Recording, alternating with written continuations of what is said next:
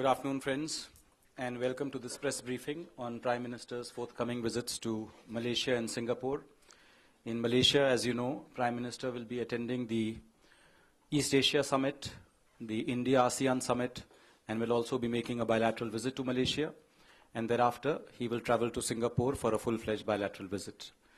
To brief you on these two important visits, we have with us today Secretary East, Sri Anil Vadhva, Mrs. Monica Mohta, Additional Secretary South, and Mrs. Pooja Kapoor, Joint Secretary ASEAN Multilateral. The way we will structure this is Secretary East will give you a broad brush picture of the two visits, which will be followed by a Q&A, and at the end we will also be issuing a press release which will give you details of these two visits. With that, I will request Secretary East now to make his opening statement. Thank you, Vikas. Dear friends, as GSXP has just told you, the Prime Minister will be attending the forthcoming 13th ASEAN-India Summit and also the 10th East Asia Summit, which is on 21st to 22nd of November 2015 in Kuala Lumpur. And these summits will provide a platform for the Prime Minister also to interact for the second time with leaders of ASEAN and East Asia Summit countries in these regional formats after his first interaction, which happened at the 12th ASEAN-India Summit and also the East Asia Summit in November 2014, which was in Naypyidaw in Myanmar. The Prime Minister will arrive in Kuala Lumpur in the morning of 21st November, and he will attend the 13th ASEAN-India Summit in the afternoon of the 21st November.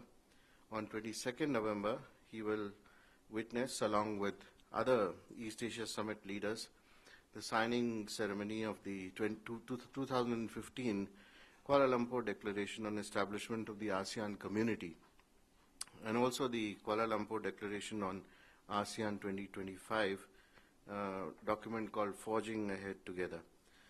He will attend the 10th East Asia Summit in the afternoon of the 22nd November. ASEAN lies, as you know, at the center of most of the regional dialogue mechanisms and processes, such as the ASEAN Regional Forum, the ASEAN Defense Ministers Meeting Plus, and the East Asia Summit, adding a special significance to our summit interaction. And the ASEAN-India strategic partnership has acquired further momentum after the enunciation of the Act East policy by the Prime Minister at the 12th ASEAN-India Summit in Myanmar in November 2014. And that policy conveyed a clear intent on our part to scale up our engagement with the ASEAN countries and the wider ASEAN Asia-Pacific region. The ASEAN countries have also welcomed India's Act East policy. India and ASEAN today have 30 dialogue mechanisms. That includes a summit and 7 ministerial meetings in external affairs, in commerce, tourism, agriculture, environment, renewable energy, and also telecommunications. In view of the rise of in non-traditional security threats, ASEAN and India are looking to work closely in addressing terrorism, human and drug trafficking, cybercrime, and piracy along the Malacca Straits. And India has also extended support to ASEAN in the field of natural disaster management. The core of the ASEAN-India partnership is economic. ASEAN is India's 4th largest trading partner today, and India, in turn, is the 6th largest trading partner for ASEAN. There is a GDP of $2.57 trillion US dollars combined, a population of over 623 million, and a GDP growth rate of about 5% in ASEAN, and it is the 7th largest economy if you combine the ASEAN together in the world. And the ASEAN also has a huge middle-class market that Indian industries and service sector can take advantage of. ASEAN countries, in turn, are looking to benefit from the economic growth of India. Our trade was about 76.52 billion in 2014-15, and our exports were about 31.8 billion. Imports, of course, were 44.7 billion US dollars. The investment flows between ASEAN and India are also substantial. They are growing. And if you look at the figures between April 2007 and March 2015, India invested $38.6 billion in ASEAN, while the ASEAN invested $32.4 billion in India during the same period. So our economic integration process has got a fillip with the creation of the ASEAN-India Free Trade Area, which happened in July this year, after the entry into force of the ASEAN-India Trade in Services and Investments Agreements. We are also negotiating a Regional Comprehensive Economic Partnership, the RCEP. This agreement involves the 10 ASEAN countries and 6 of its FTA partners. That includes India. And that's seen some breakthroughs, and we are expected to conclude this agreement in 2016. Of course, this agreement would enable Indian businesses to tap into the $17 trillion RCEP economy. We are undertaking several projects in ASEAN countries, and those are in agriculture, science and technology, space, environment, climate change, etc., apart from capacity building. In fact, the establishment of a data reception and tracking and telemetry station at Ho Chi Minh City in Vietnam is the largest amongst these projects. Also, we are focusing on enhancing connectivity with ASEAN in all its dimensions. That includes physical, digital, and people-to-people, and that's a key priority for India. For example, the India-Myanmar-Thailand Motor Vehicles Agreement has just been finalized, and the negotiations on an ASEAN-India Maritime Transport Agreement are also underway. There are more than 5 million citizens of the ASEAN community who trace their roots to India. And in order to document our contemporary and ancient socio-cultural linkages, we organized in July 2015 the first international conference on ASEAN-India cultural links. The second such conference will be held in Jakarta in January 2016, which will be followed by establishment of joint research projects between our universities. As far as the East Asia Summit is concerned, this is a premier leaders-led forum in the region. It has a significant role in the geopolitical and economic evolution in East Asia. And apart from the 10 ASEAN member states, the East Asia Summit members include India, China, Japan, Republic of Korea, Australia, New Zealand, United States, and Russia. India is a founding member of the East Asia Summit, and our Prime Ministers have participated in all 9 summits that have been held so far. At the summit, the leaders are expected to discuss matters of international concern. That includes terrorism, irregular migration, the South China Sea, Korean Peninsula, the Middle East situation, etc.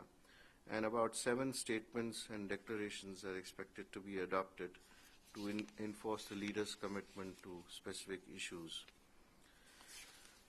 I would also like to add here that there is going to be perhaps a joint statement on the Regional Comprehensive Economic Partnership negotiations, and that would be a separate ceremony. In addition, the Asia-Pacific Leaders Malaria Elimination Roadmap to eradicate malaria by 2030 is also expected to be endorsed.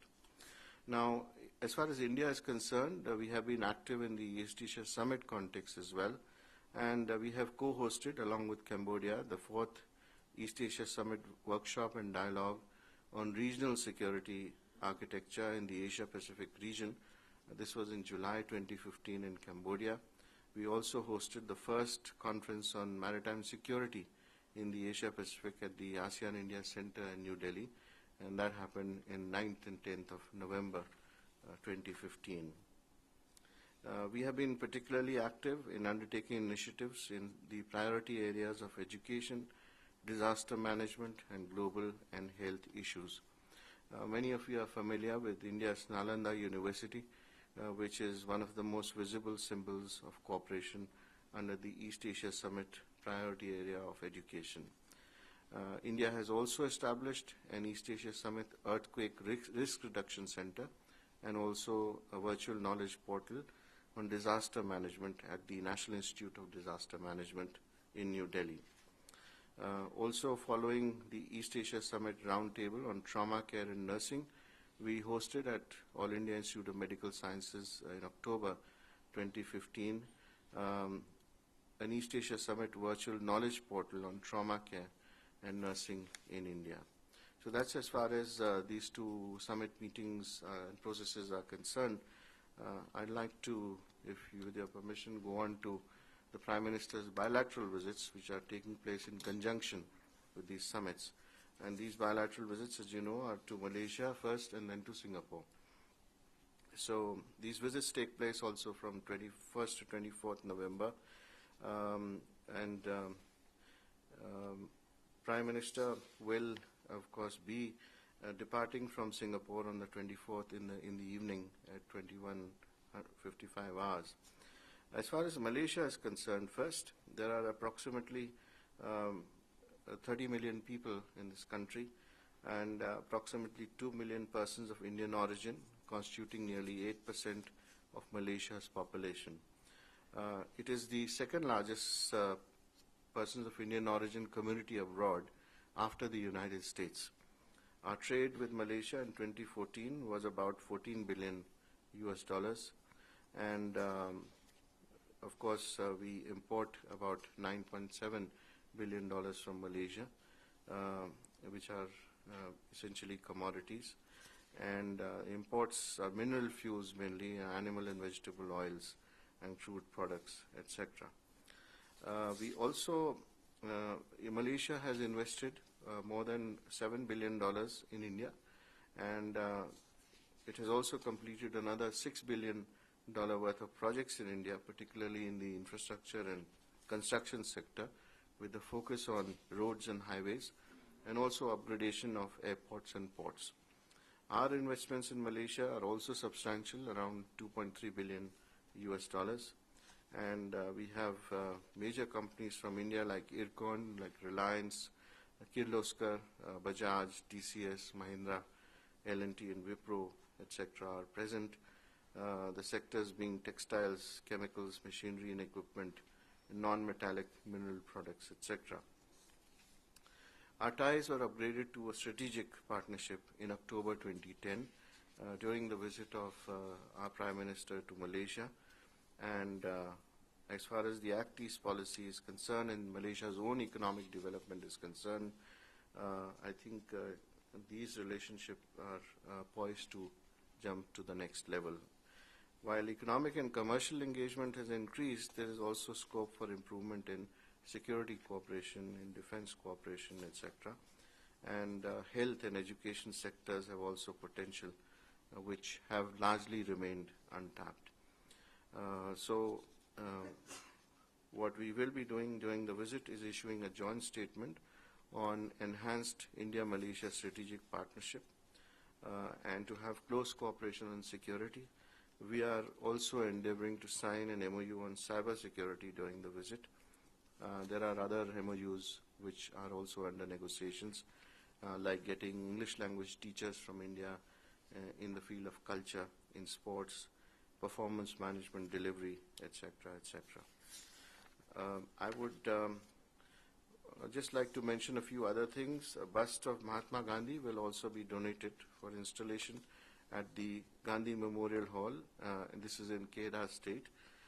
And as far as the program is concerned, the Prime Minister will start this program with attendance at the ASEAN Business and Investment Summit. He will actually address it on the 21st, and will carry out various bilateral meetings on the sidelines of the summits on the 21st. There would be an unveiling of the statue of Swami Vivekananda at Ramakrishna Mission at Petaling Jaya. This is on the 22nd. And there would be a meeting with prominent Indian origin, persons of Indian origin in Malaysia who are office bearers and from the political field, besides a community event and reception by, first of all, the High Commissioner, which will be on the 22nd. Then, of course, there would be a welcoming ceremony by the Prime Minister of Malaysia, but also a joint inauguration of Toran Gate with the Malaysian Prime Minister on 23rd, and also an interaction with corporate Malaysia, a visit to Batu Caves Temple, and then the departure in the evening. In Singapore, Singapore being a country with 5.5 million people, the Indian diaspora there is about 350,000 approximately, and bilateral trade with Singapore is about 17 billion. This was 2014-15 figure. Of course, since the early 1990s, Singaporean companies have been very active in India. There is also in the equity market. Singapore has emerged as the second largest source of foreign direct investment in India, about $35.9 billion from, if you take it from April 2000 to June 2015, which is 13.9% of the total foreign direct investment into India. Indian investments in Singapore are about 37 billion as well, so it's a large amount. Singapore is at a strategic location. Its status as financial, aviation and maritime hub with flow of investments, also presence of a large Indian diaspora, and its expertise in urban development and skills vector makes it a very valued partner for India. And Singapore has expertise in urban development and skill development sector. In fact, a world-class skills center is functioning in Delhi. For urban development sector, we are trying to collaborate with Singapore by way of training. And Singapore has agreed to set up a center of excellence in ITI in Udaipur in Rajasthan, and would set up another skill center in Northeast India through train the trainer and consultancy projects in the future. Singapore supports us in the United Nations Security Council for a permanent membership, also reforms in the United Nations Security Council, and has always supported India's entry into ASEAN and the East Asia Summit context. As far as the general focus of the visit is concerned, we would conclude a strategic partnership with Singapore, along with further strengthening our defense relationship, and focus on the 5S plank. The 5S plank being scale up trade and investments, speed up connectivity, smart cities, skills development, and the state focus. And also an enhanced defense cooperation agreement is likely to be signed during this visit, along with some other MoUs related to cyber security, to culture, training in urban management, etc. And a technical agreement, if you remember, was already signed on white shipping information in July 2015. So as far as the program in Singapore is concerned, after arrival on 23rd at around 6 o'clock in the evening, there would be a Singapore lecture delivered by the Prime Minister at around 2000 hours, where the Prime Minister of Singapore is also expected to attend. And the audience largely consists of policymakers, think tanks, academics, and the diplomatic community. There would be a breakfast meeting with Singapore businessmen on the 24th, and besides the official events, which is the normal ceremony, welcome ceremony, etc., meeting with the Prime Minister of Singapore, the President of Singapore, and also signing of MoUs. The Prime Minister will lay a wreath at the INA marker in Singapore. He will visit the Institute of Technical Education College, which is involved in skills development, and also address the India-Singapore Economic Convention on the 24th. There would be a brief meeting, interaction with selected Singapore CEOs, and an interaction with Indian community, after which the Prime Minister will depart on the night of the 24th. So that's what I had to say. If you have any questions, be happy to answer them.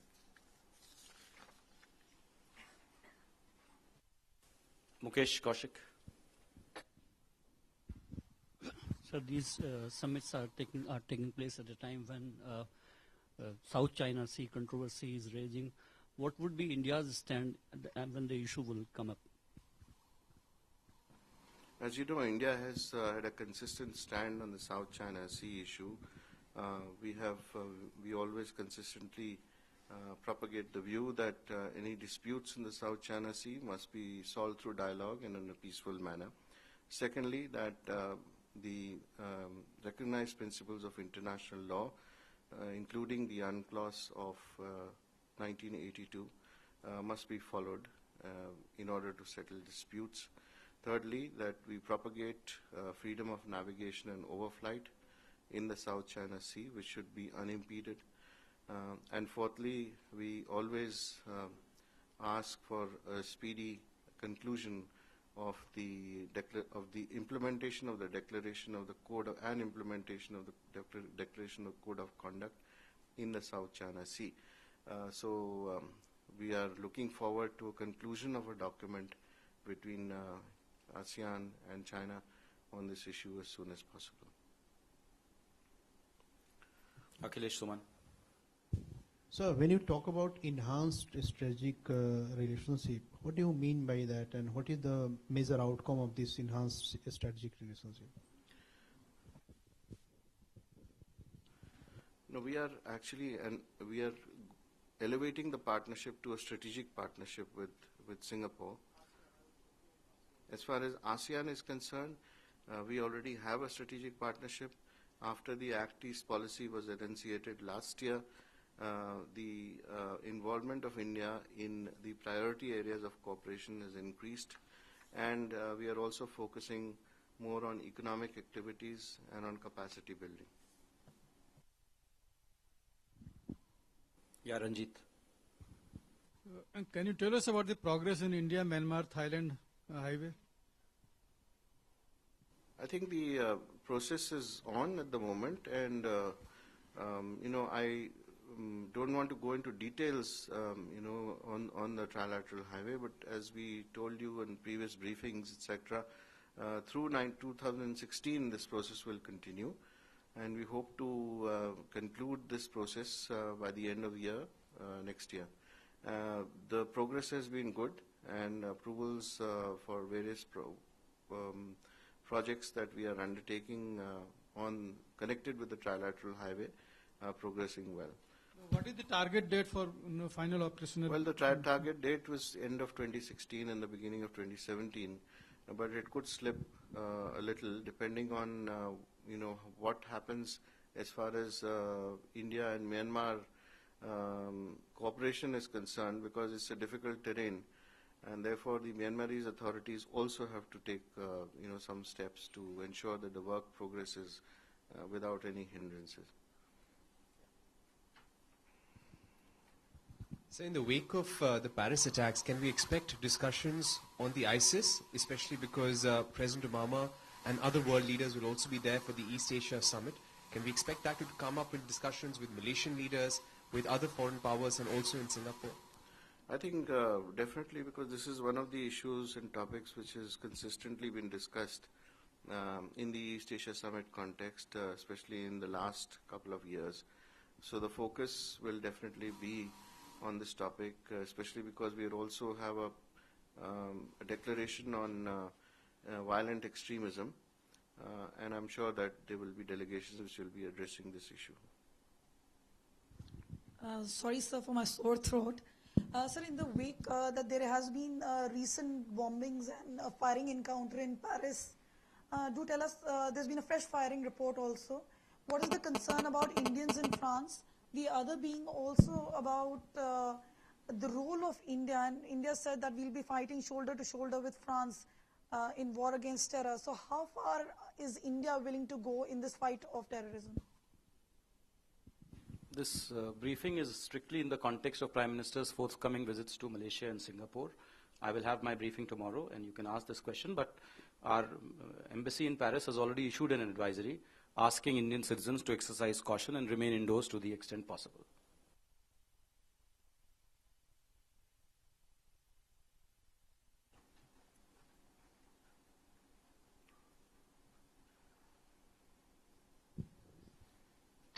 Could you provide us some details on which leaders he'll be meeting during the bilaterals on the sidelines of ASEAN, and also which CEOs? It doesn't have to be exhaustive, but just a couple names. Well, I can just mention to you that the list of leaders with whom bilaterals are being proposed is still a work in progress. But of course, I can confirm that Prime Minister will be meeting the leadership of Japan, of China, and New Zealand. There would be also meetings perhaps with Vietnam and Myanmar, and a number of pull asides, because normally happens during these visits. I would like to give you the names of the CEOs as well, but that again is something which is work in progress at the moment, because it's a few days away and we don't have the confirmed list as yet. Manish? Sir, Singapore में एक orchid का नाम PM के नाम पर रखे जाने की बात है. जरा बताएंगे कि उसमें क्या डिटेल है, क्या नाम तय हो चुके हैं, ऐसा कुछ है क्या? The orchid naming ceremony is not on the schedule any longer. It was being talked about earlier, but due to paucity of time, we had to, forego that visit. So that will not happen during this visit. Sridhar? So, any details of the any community, Indian community level receptions planned for the PM in Malaysia or Singapore? Yes, we have community events which are planned in both places, and in both places, as you've seen, normally the Prime Minister likes to address a gathering of Indian expatriates and Indians who have an origin in India, and I'm sure that same pattern will be followed in both countries this time.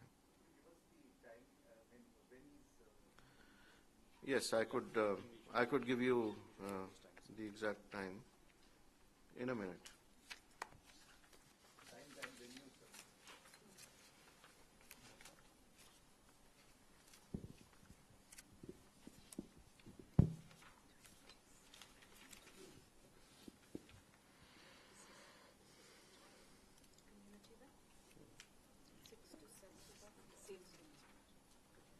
So the community event in Malaysia is going to be held on the 22nd of November at 1800 hours local time. The event will be held at the main hall of the Malaysia International Exhibition and Convention Center, known as MIECC. And the Singapore event is at Singapore.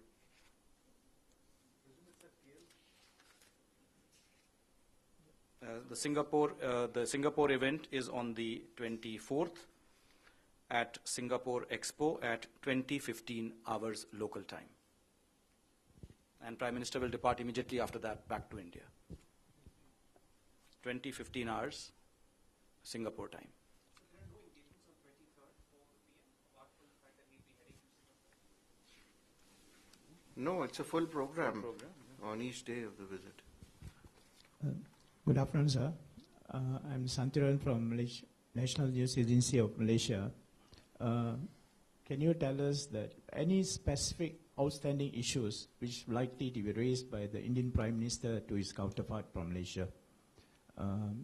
Especially on lately there is a recent visit, a minister, work minister, says that a lot of outstanding issues, especially the Malaysian contractors involving infrastructure projects here.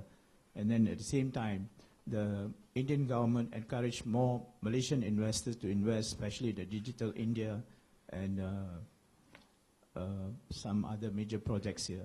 So whether during this visit, all these outstanding issues will be addressed? Thank you. We had a very successful visit by the Minister of Transport and Works of Malaysia, as you know, very recently. And a number of projects have been identified by this delegation. This will require a follow-up, so we expect a follow-up delegation to be here shortly in the future. And of course, if you put it in value terms, about $30 billion worth of projects have been identified. Now, as you know that there have been a number of completed projects by Malaysian companies in India. You correctly pointed out that some of the projects, there have been some issues with regard to implementation of those projects or delayed payments, etc., which is being undertaken by the High Commission here with the relevant agencies. Some of them are under litigation, so that will follow its own course. But by and large, I think the projects have been well implemented, and some of them which have been implemented a few years ago, especially at the government-to-government level, are working well. So we will be discussing these issues during the visit. I'm sure that the issue will figure during the talks as well. Malaysian involvement in Indian infrastructure is important, but as I told you, that the nitty-gritty of the details about the projects that have run into some problems, that has been discussed separately. Yeah. From Chinese News Agency. I'm Stacy from Hong Kong Phoenix TV. Because South China Sea issue will be discussed in East Asia Summit too. Can I know what is India's stand about U.S. sending ships and planes close to the territory where China claims as its own territory near South China Sea? Well, as I already answered, we expect the South China Sea to be discussed because it is a issue facing all the countries as far as the regional security architecture is concerned. India doesn't take a stand on the disputes in the South China Sea and does not favor any particular party. We have a principled position which I just outlined in answer to another question, and we will continue to take that position. Sachin Parashar. Sir, could you talk to us a little bit about the status of negotiations for the RCEP, which is Regional Comprehensive Economic Partnership Agreement, which India is going to be a member of? Thanks. As I just outlined in my briefing, the RCEP negotiations have proceeded reasonably well. Recently, at the last meeting, there were some expected breakthroughs, and there is an expectation that by 2016 this agreement could be concluded.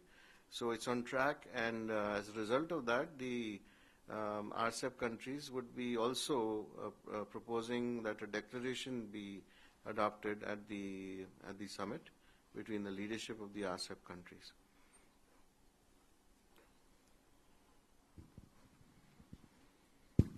So during the Naypyidaw summit, in fact, both India and ASEAN, we had decided to step up defense and security engagements, as well as improve our communication links, in fact, transport links. So how far we have moved on, in fact, since those decisions were taken? I think we have made a lot of progress since the last summit. As I told you, the project in Vietnam of a data reception center, which will actually be of great benefit to ASEAN. It's a large project, at least $23 million project in the space field. We'll also link up with an existing project that we've carried out in Indonesia and Biak. And those two projects between them would be extremely beneficial for the ASEAN countries. That's as far as data reception, digital technology, etc. are concerned. We are also moving forward on the projects that we have undertaken in connectivity. There we are members, as you know, of the ASEAN India group, which meets regularly or at least twice a year on the issues of connectivity. And we have aligned ourselves with, our projects have been aligned with the ASEAN Master Plan on connectivity. So the trilateral, we have committed that once the trilateral is completed, then we would be taking it further to countries like Laos, Cambodia, and Vietnam. We also have on the anvil projects of tertiary roads between India and Myanmar once the trilateral is completed. As you know, the Kaladan project is also proceeding at the same time. In addition, as far as the sea linkages are concerned, we had started a pilot project with Myanmar on feeder services, which has done well, and that has encouraged us to see if we can extend that into Thailand, and to other countries as well. So we will continue to work on connectivity, land, sea, air, and of course, as you know, in air we have offered 18 points to the ASEAN for flying into India. So we hope that more airlines from the ASEAN would take up this offer.